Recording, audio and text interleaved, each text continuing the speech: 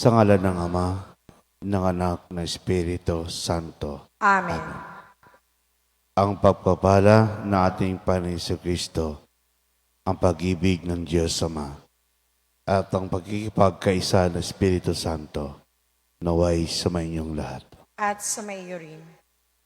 Mga kapatid, daminin natin ang ating mga kasalanan upang tayo maging marapat kumanap sa banal na pagdiriwang.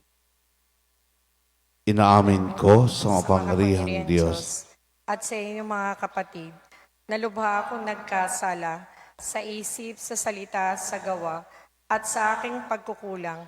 Kaya sinasamo ko sa mahal na Birheng Maria, sa lahat ng mga anghel at mga banal, at sa inyong mga kapatid, na ako'y panalangin sa Panginoong ating Diyos. Kawan tayo ng pangyarihang Diyos, patawarin tayo sa ating mga kasalanan. Patnubayan tayo sa buhay ng walang hanggan. Amen. Panginoon, kaawaan mo kami. Panginoon, kaawaan mo kami. Kristo, kaawaan mo kami. Kristo, kaawaan mo kami. Panginoon, kaawaan mo kami. Panginoon, kaawaan mo kami. Manalangin tayo.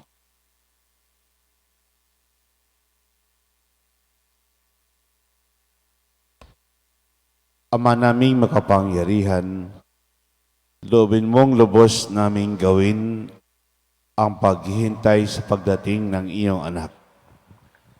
Mangyari nawa ang kanyang tinuturo bilang tagapagligtas kapag siya'y aming sinalobong na may ilawang nagdiringas. Sa pamagitan ni Jesucristo kasama ng Espiritu Santo, pagpasawalang hanggan. Amen.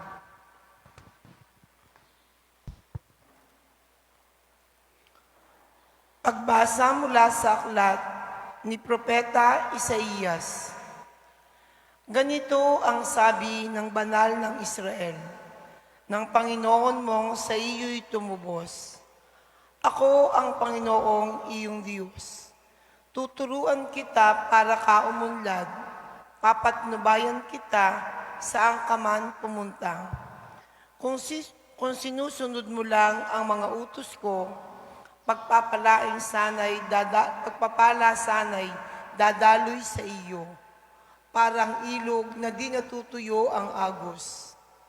Tagumpay mo sana ay sunod-sunod, parang dating ng alon sa dalampasigan. Ang lahi mo sana ay magiging sindami ng buhangin sa dagat, at tinitiyak kong hindi sila mapapahamak. Ang salita ng Diyos. Salamat sa Diyos. Salmong tugunan. Ang sumusunod sa poon ay sa liwanag hahantong. Ang sumusunod sa poon ay sa liwanag hahantong. Mapalad ang taong hindi naaakit niyong masasama, upang sundan niya ang kanilang payo't maling halimbawa. Hindi sumasama sa sinumang tao ang laging adhikay, pagtawanan lamang at hamak-hamakin ang Diyos na dakila, nagagalak siyang laging magsaliksik ng banal na aral. Ang utos ng poon ay siyang binubulay sa gabi at araw. Ang sumusunod sa poon ay sa liwanag hahantong. Ang katulad niya ay isang punong kahoy sa tabing batisan. Sariwa ang dahot, laging namumunga sa kapanahunan. At anumang gawin ay nakatitiyak na magtatagumpay. Ang sumusunod sa poon ay sa liwanag hahantong. Ngunit ibang-iba ang masamang tao, iba ang kawangis. Sila ay natatangay at naipapadpad kung hangin humihip. Sa taong matuwid ay Panginoon ang siyang mag-iingat, ngunit kailanman ang mga masama ay mapapahamak. Ang sumusunod sa poon ay sa liwanag hahantong.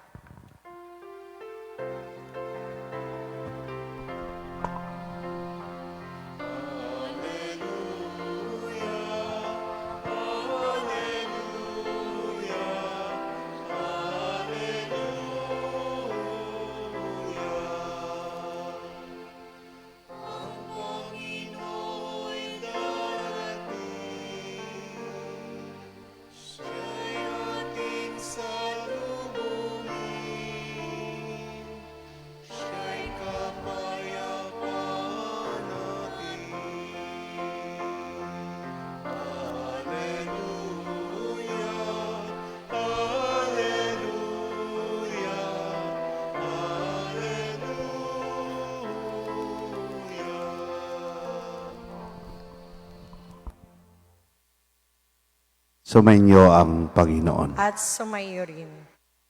Ang mabuting balita ng Panginoon ayon kay San Mateo. Papuri sa iyo, Panginoon.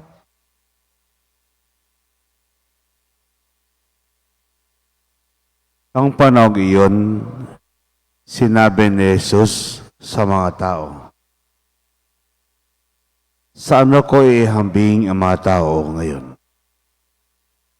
Katulad sila sa mga batang nagupo sa plaza at sumisigaw sa kanilang mga kalaro. Tinugtugan namin kayo ng flauta, ngunit hindi kayo sumayaw. Nanambitan kami, ngunit hindi kayo tumangis. Sapagkat naparito si Juan na nag-aayuno at di umiinom ng alak. At sinabi nila, inaalihan siya ng demonyo. Naparito din ang anak ng tao, kumakain at umiinom. At sinasabi naman nila, masdan ninyo ang taong ito, matakaw at maglalasing. Kaibigan ng mga publikano at mga makasalanan. Gayunman ang karunungan ng Diyos ay napatutunayang tama sa pamamagitan ng kanyang mga gawa. Ang mabuting balita ng Panginoon. Pinupuri ka namin, Panginoong Heso Kristo.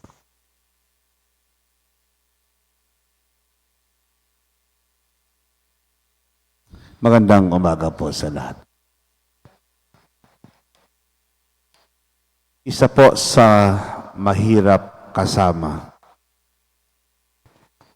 ay ang taong sala sa lamig at sala sa init. Dahil hindi po natin alam kung ano yung gusto, ano yung hanap, at ano yung hilig. Ang lagi lamang pinapansin ay ang kamalian ng lahat. Dumating si Juan Bautista, mapusok, passionate, at anti-social. Hindi po siya umiinom. Nakatira po sa deserto. Damit niya ay balat ng hayop. Napaka-weirdo. Ang tawag po nila, sila'y sinapian. Siya'y sinapian ng demonyo. Dumating naman si Jesus na kung saan nakikisalo kumain at umiinom. Lagi siyang nasa handaan. Ang tawag nila, siya'y matakaw at naglalasing. Sabi ko po, ito yung sala sa lamig at sala sa init. Nagpaparamdam ang Diyos sa buhay natin ng napakaraming bagay. Maraming beses. Gumawa po siya ng kabutihan. Gumawa po siya ng kangahangang bagay. Ginamot niya may sakit. Pinagaling niya ang mayroong karamdaman sa buhay. Hindi pa rin na-appreciate ng mga tao. We shall never be good enough to people who are insecure and against the love of God. Kahit ayaw po ng tao, tuloy at walang makakapigil kay Jesus sa kanyang kabutihan. Walang makapigil sa kanya dahil ito ang kalooban ng kanyang Ama. Sa kabila po ng kanyang pinagdaanan, sa kabila po ng mga criticism, Kahit hindi po siya tinanggap, patuloy pa rin siya.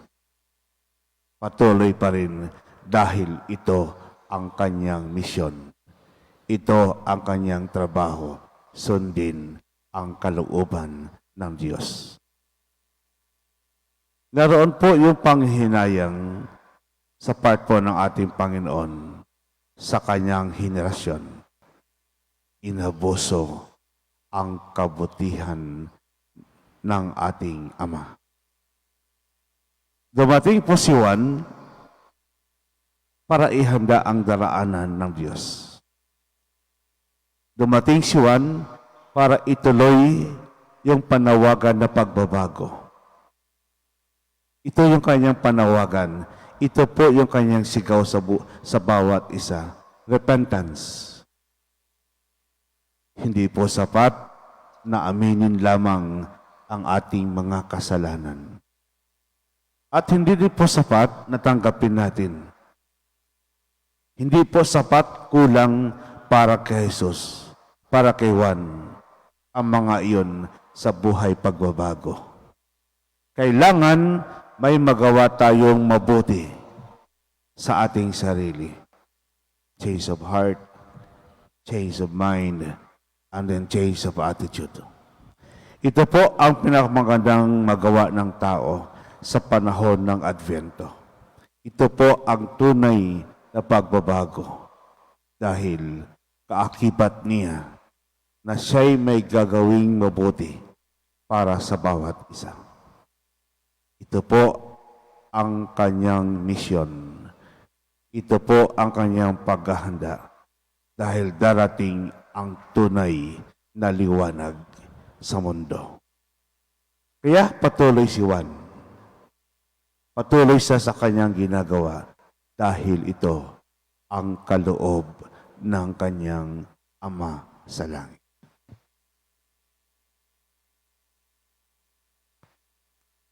May pananampalatayang ilapit ang ating mga kahilingan sa Amang nagnanais ng lahat ng tao ay mapaunlakan sa kanyang paanyaya sa piging ng buhay na walang hanggan sa langit. Ang ating pong itutugon, Panginoon, dinggin mo ang aming panalangin. Panginoon, dinggin mo ang aming panalangin.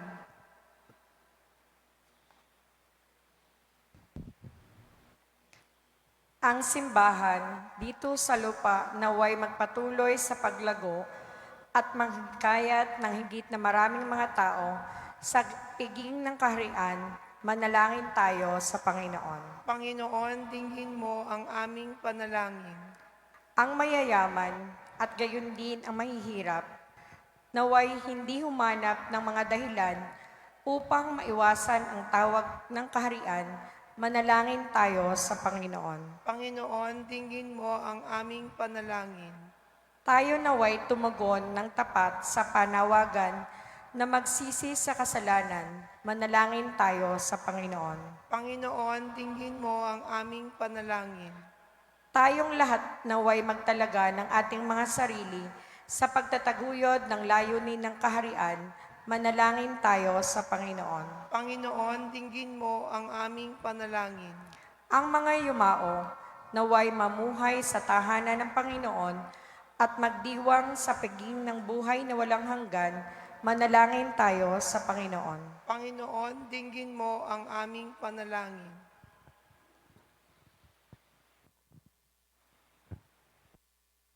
Ama naming nasa langit, inaanyahan mo kami upang makasama mo sa iyong kaharian. Sa aming pananalangin para sa aming kapwa, tulungan mo kaming maisama sila sa piging na inihanda na iyong anak, na si Jesucristong aming Panginoon. Amen.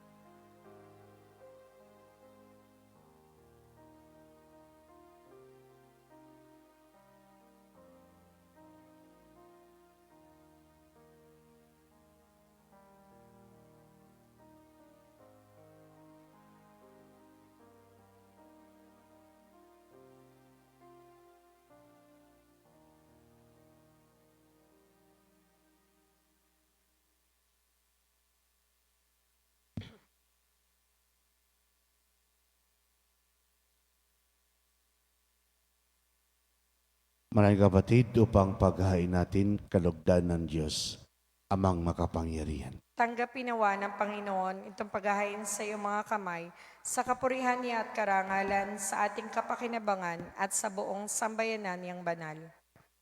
Ama naming lumikha, kalugdan mo ang aming panalangin at alay sa anumang kakulangan ng aming abang makayanan.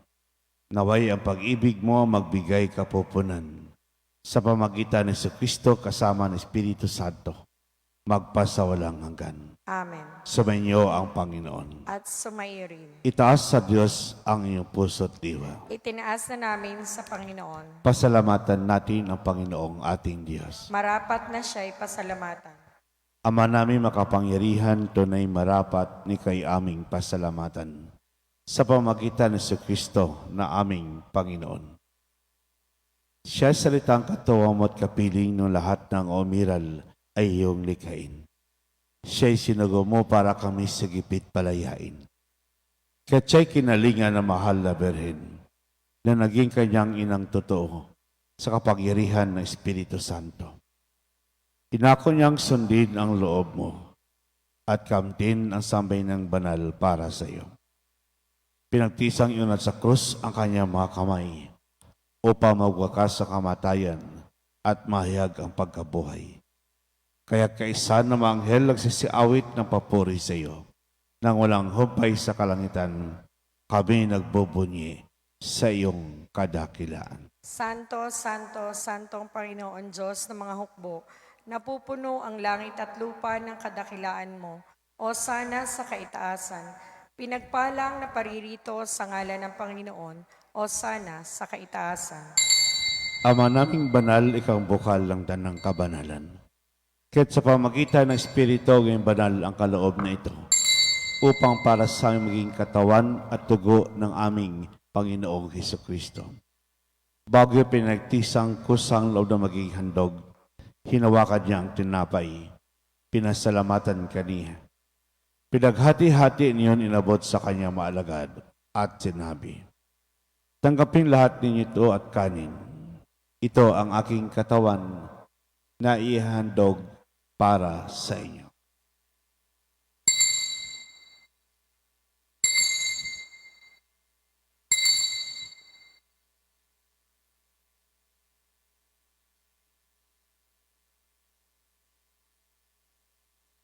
Ganyan naman matapos ang hapunan, hinawakan niyang kalis, muli kang pinasalamatan. Inabot niyang kalis sa kanyang maalagad at sinabi, tanggapin lahat ito at inumin. Ito ang kalis ng aking dugo, ng bagot walang hanggang tipan. Ang aking dugo na ibubuhos para sa inyo at para sa lahat, sa ipagpapatawad ng mga kasalanan. Gawin niyo ito sa pag-alaala sa akin.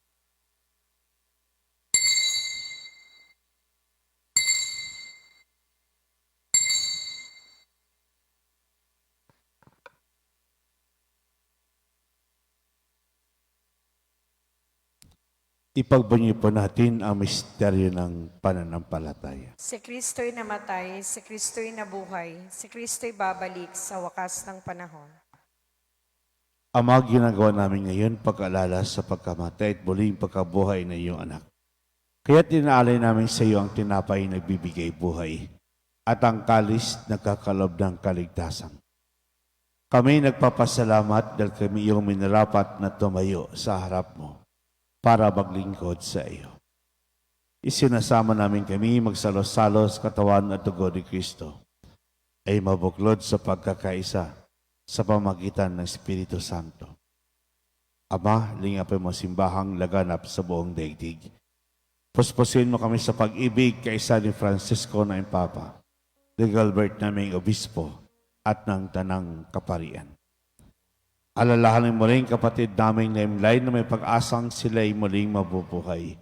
Gayun din lahat ng mga pumanaw. Kawaan mo sila at patuloyin sa iyong kaliwanagan. Kawaan mo pagdapating kami lahat makasalo sa iyong buhay na walang wakas. Kaisa naman ang Birheng Maria, Ina ng Diyos. Kaisa ng mga apostol at lahat ng mga banal na namuhay dito sa daigdig ng kalugod-lugod sa iyo. ipagdiwang nawa namin ang pagpupuri si kararangal mo sa pamagitan ng iyong anak na aming Panginoong Kristo.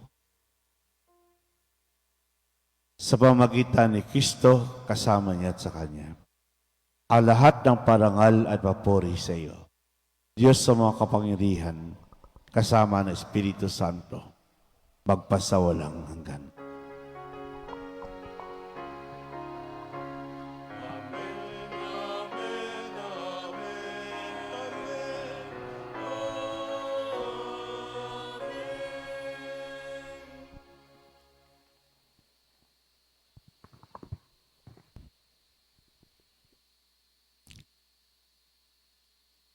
Sa tagubilin, nakagaling na utos at toro na Jesus na Panginoon natin at Diyos, ipahayag po natin ng lakas loob. Ama namin, sumasalangit ka, sambahin ang ngalan mo, mapasa amin ang kaharian mo, sundin ang loob mo dito sa lupa para nang sa langit. Bigyan mo kami ngayon ang aming kakanin sa araw-araw. At patawarin mo kami sa aming mga sala para ng pagpapatawad namin sa nagkakasala sa amin. At huwag mo kaming ipahintulot sa tukso, at iadya mo kami sa lahat ng masama. Hiniling namin kami adya sa lahat ng masama, pagkalooban ng kapayapaan araw-araw. Iligtas sa lahat ng kapamakan, samantalang aming pinabikan dakilang araw ng pagpapahayag ng tagapagligtas naming si Jesucristo. Sapagkat iyo ang kaharian at ang kapangyarihan at ang kapurihan magpakailanman. Amen. Panginoon Jesucristo, sinabi mo sa iyong apostol, kapayapaan iniwan ko sa inyo. Ang aking kapayapaan ibinibigay ko sa inyo. Tungahin mo ang aming panampalataya at huwag ang aming mga pagkakasala. Pagkalooban mo kami ng kapayapaan at pagkakaisa. Ayon sa kalooban kasama ng Espiritu Santo, magpasawalang hanggan. Amen. Ang kapayapaan ng Panginoon ay laging sumainyo. At sa iyo rin. Magbigay po tayo ng kapayapaan sa isa't isa. Peace be with you. Kordero ng Diyos na nag-aalis ng mga kasalanan ng sanlibutan, maawa ka sa amin. Kordero ng Diyos na nag-aalis ng mga kasalanan ng sanlibutan, maawa ka sa amin. Kordero ng Diyos na nag-aalis ng mga kasalanan ng sanlibutan, ipagkaloob mo sa amin ang kapayapaan.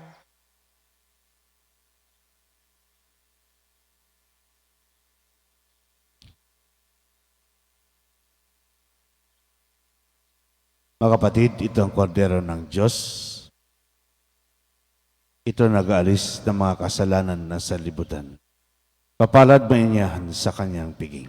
Panginoon, hindi ako karapat-dapat na magpatuloy sa iyo, ngunit sa isang salita mo lamang ay gagaling na ako.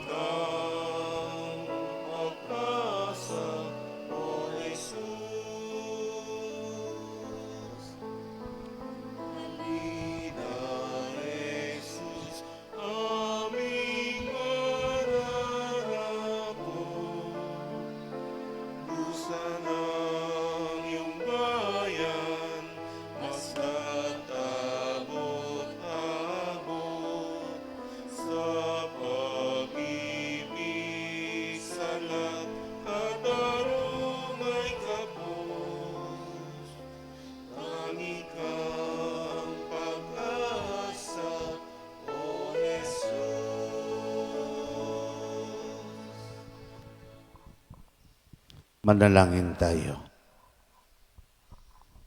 Ama naming mapagmahal, kami pinapakinabang mo sa iyong banal na salo-salo.